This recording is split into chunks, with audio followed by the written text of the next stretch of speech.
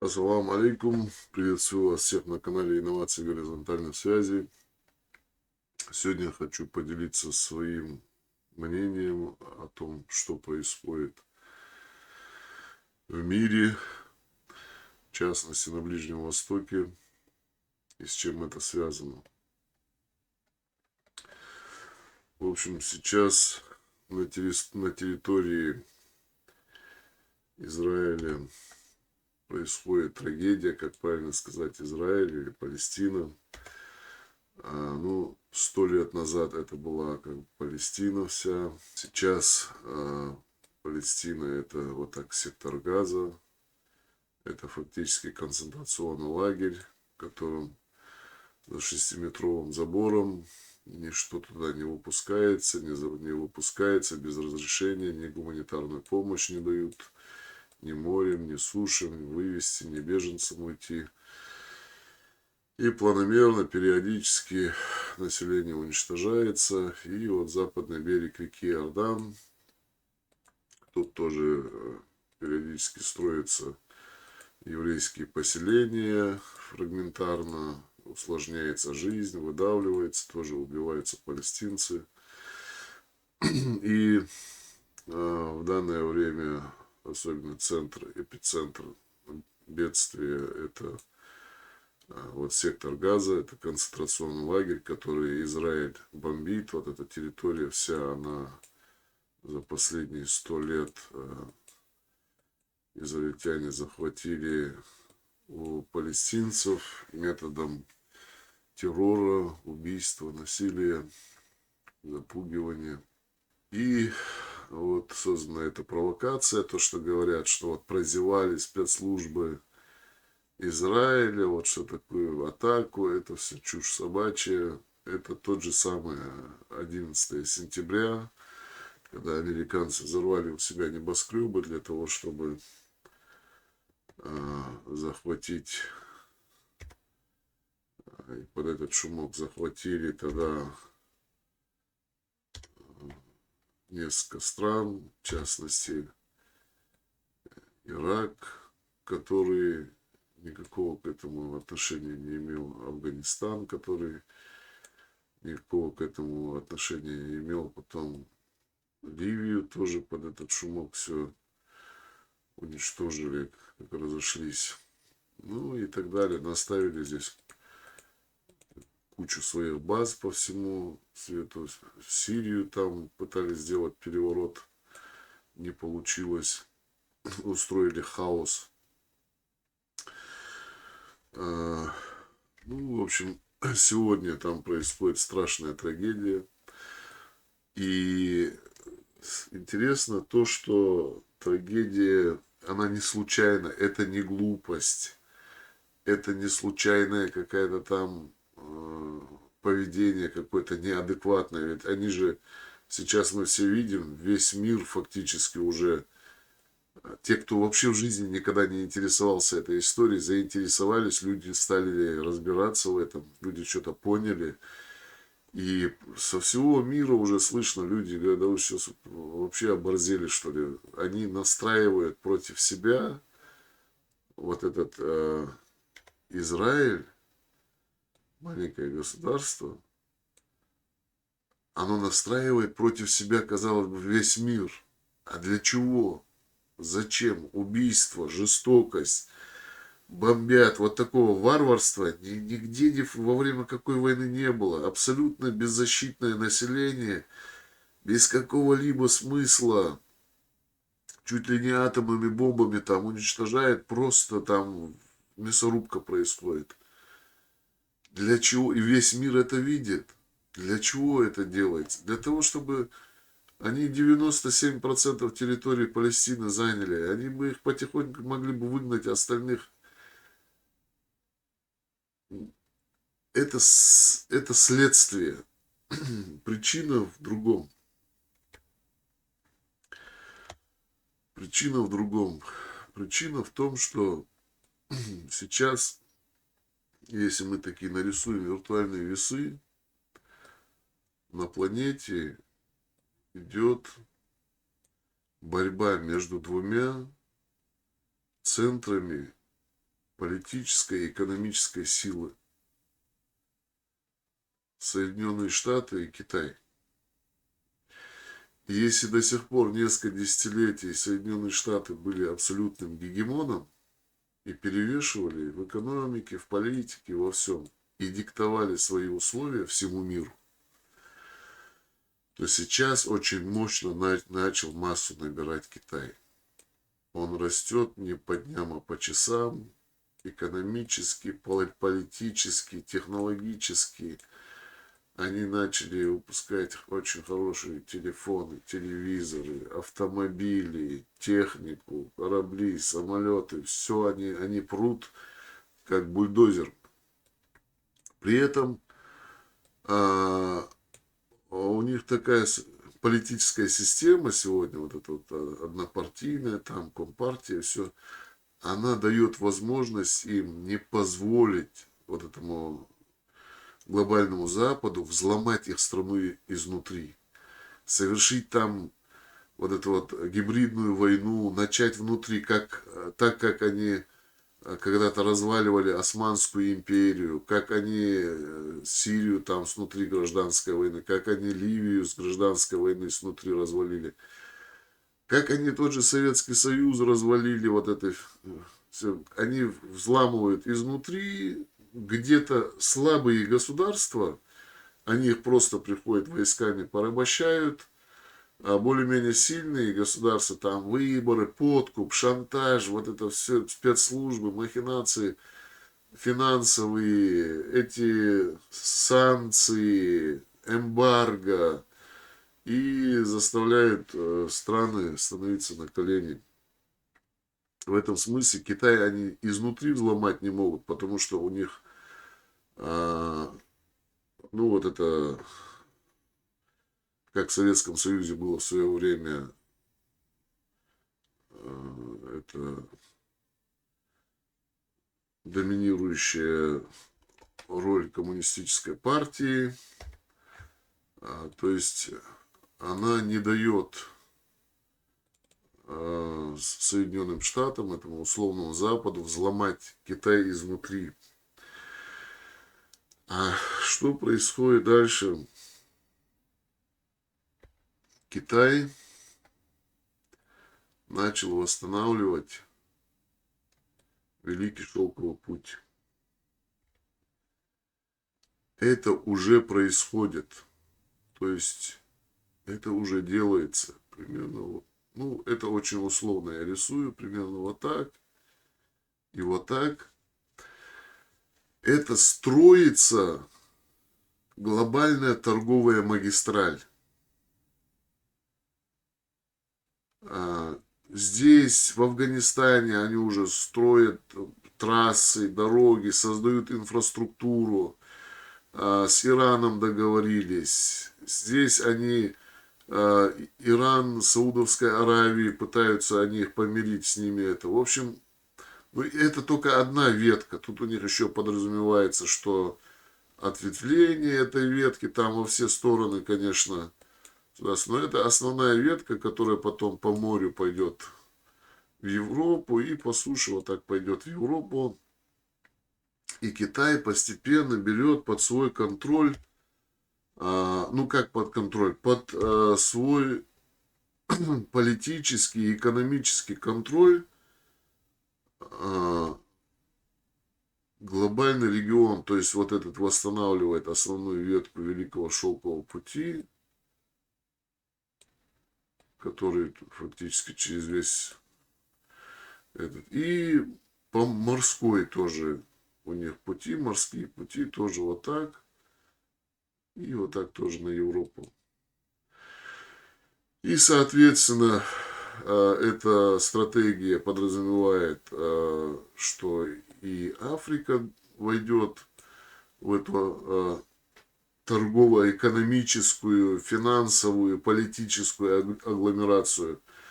Ну и, естественно, вот эти вот, это в первую очередь, и потом уже, соответственно, и Россия, и Южная Америка, и это будет это уже будет глобальная, мировая, мощная экономика, которая уже будет глубоко наплевать там на какую-то гегемонию, то, что себя считают глобальными хозяевами, там, то, что они сами себя считают золотым миллиардом, вот это вот э, жители Северной Америки, Западной Европы, Израиля, это недоразумение историческое, и Австралия. То есть вот эта западная модель экономики устроена на принципе постоянного роста. Чтобы она нормально работала и не разваливалась, она постоянно должна жиреть, она постоянно должна увеличиваться. Постоянно должен быть валовый доход увеличиваться, постоянно должно потребление увеличиваться, уровень жизни должен постоянно увеличиваться, должно увеличиваться. А что такое увеличение уровня жизни? Увеличение уровня жизни – это увеличение потребления газа, нефти, железа, золота, алмазов, древесины, воды, мяса, всего-всего. А планета уже вся, на ней нету столько ресурсов, чтобы и Запад дальше, вот этот условный Запад, чтобы он и дальше увеличивал потребление этих ресурсов, и чтобы весь остальной мир с голоду не сдох, столько ресурсов на планете нет. То есть одно из двух. Или эти дальше жиреть будут, а эти сдохнут от голода и недостатка ресурсов.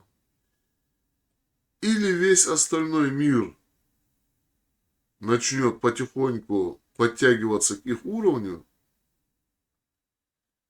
и нормально развиваться, и технологически, экономически, расти. Но тогда и когда этот рост будет происходить, естественно, ресурсы, они уже свои будут отдавать не все туда, на Запад, туда и сюда,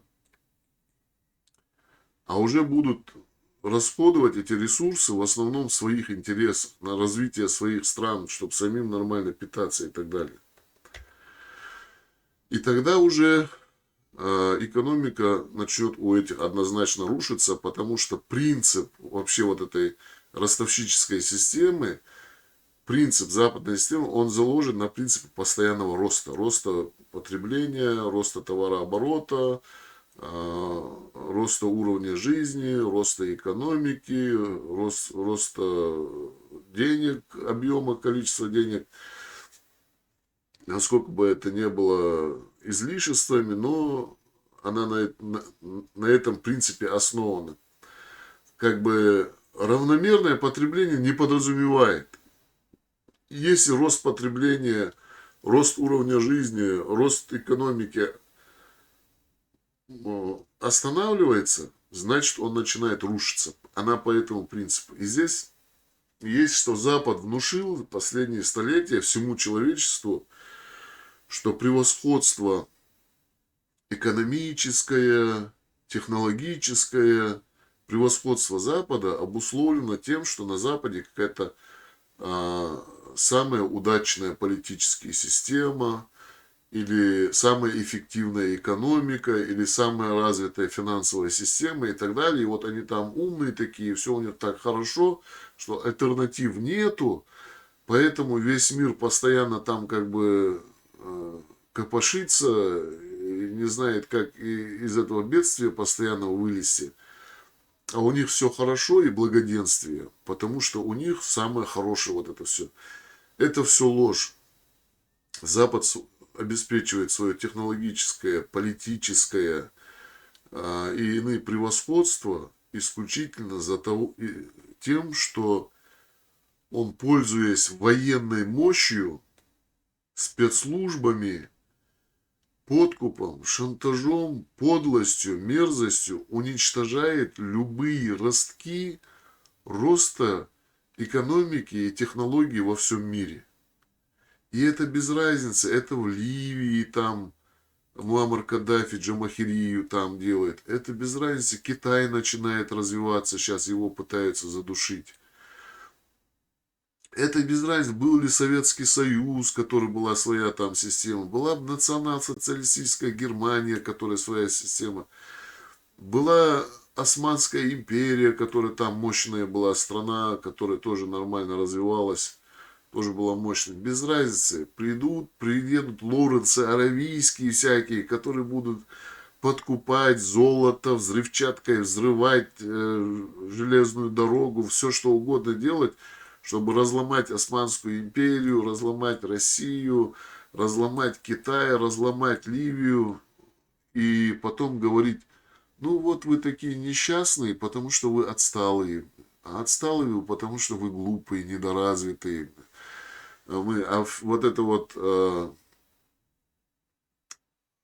вся беда вот этой всей недоразвитости тем, что в один какой-то исторический момент европейцы получили от китайцев технологии там порох и стрелковое оружие, и как дикари, ментальные дикари, как только они получили это мощное оружие, они пошли сносить во всем мире все устоявшиеся финансово-экономические, политические, альтернативные системы, буквально по всему миру они как саранча прошлись за 500 лет и уничтожили на всех континентах все альтернативные устоявшиеся работающие модели экономические, политические, духовные, финансовые, все институты, все склады, все банки, все ограбили, все снесли, все разбомбили, все разворовали.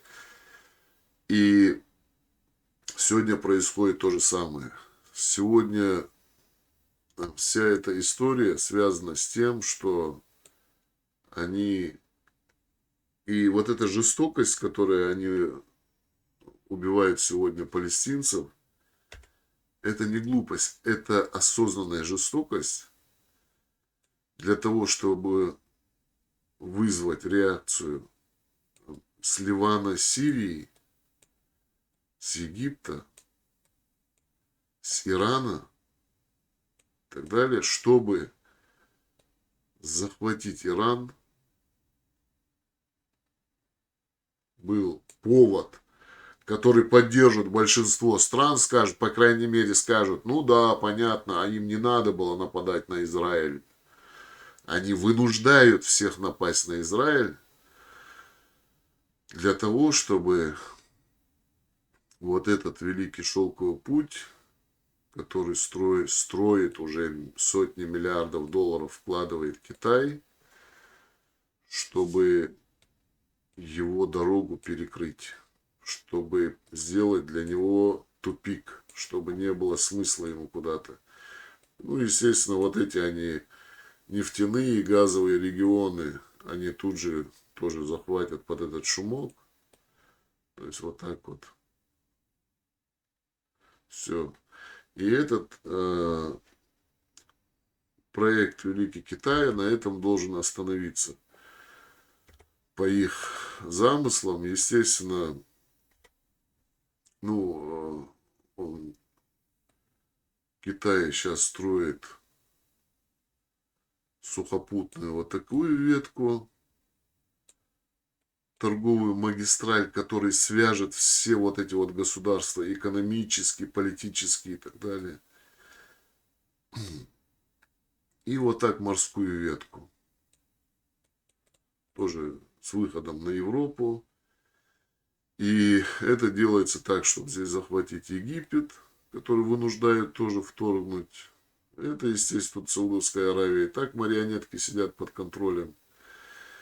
И вот так, как бы не вступая с Китаем в открытую войну, разрушить планы дальнейшего экономического развития Китая и увеличения его политического и экономического веса и влияния в мире, это делается для того, чтобы вот от Каспийского моря до океана фактически, сделать вот такую заглушку, захватив Иран, здесь захватив Египет, перекрыть вот этот морской путь и таким образом предотвратить политическое и экономическое развитие Китая. Естественно, после этого, после того, как Иран, как и все вот эти вот нефтеносные регионы будут взяты под контроль, уже будет объявлено мировое нефтяное эмбарго против Китая. Россию, как всегда, они купят задешево. Улыбнутся, там снимут несколько санкций, там вернут там несколько домиков на Лазурном берегу, скажут: приезжай, дорогой, мы тебя снова любим. И отсюда тоже. А эти рады стараться, короче, наши политики. И у них там вся их жизнь в Америке и в Европе, короче. Здесь они работают, там живут в Израиле и на Западе. И задача экономически блокировать развитие Китая и объявить эмбарго Китая. А стратегическая, конечная цель они для себя определили. То есть они решили, что они вот этот золотой миллиард, который живут здесь, в Западной Европе здесь в Австралии, и вот тут недоразумением под названием Израиль. Вот они золотой миллиард, а весь остальной мир, он должен быть их рабами.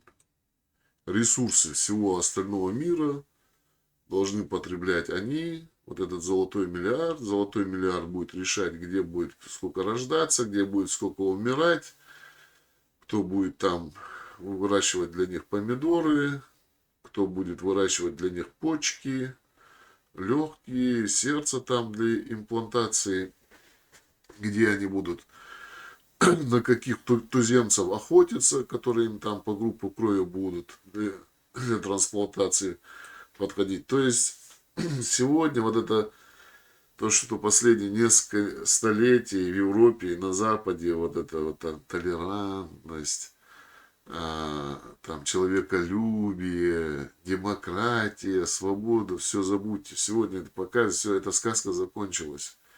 Сейчас дальше будет уже все по-честному, все по-настоящему. Это уже происходит. То есть не может дальше, время пришло, не может дальше развиваться и потреблять в таком количестве и увеличивать потребление ресурсов Запад, а без этого Запад жить не может.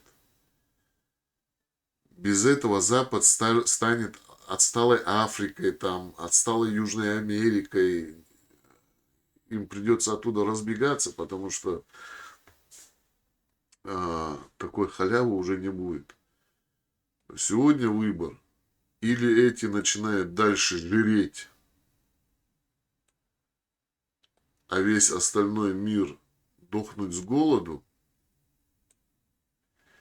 или весь остальной мир начинает постепенно повышать технологический, экономический уровень, а эти начинают худеть и терять политическое влияние.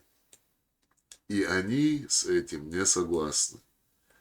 Они готовы убить 1 миллион палестинцев, десятки миллионов китайцев, десятки миллионов индусов, сотни миллионов африканцев, миллиард арабов и мусульман, десятки тысяч россиян, сотни там миллионов жителей Южной Америки ради того, чтобы сохранить за собой вот этот статус-кво. Все. Романтические сказки о демократическом, человеколюбивом Западе закончились. Сейчас срываются маски, и дальше будет все отчетливо и ясно. Ну, подобный проект был еще в Европе. Если вы в интернете наберете слово междуморье,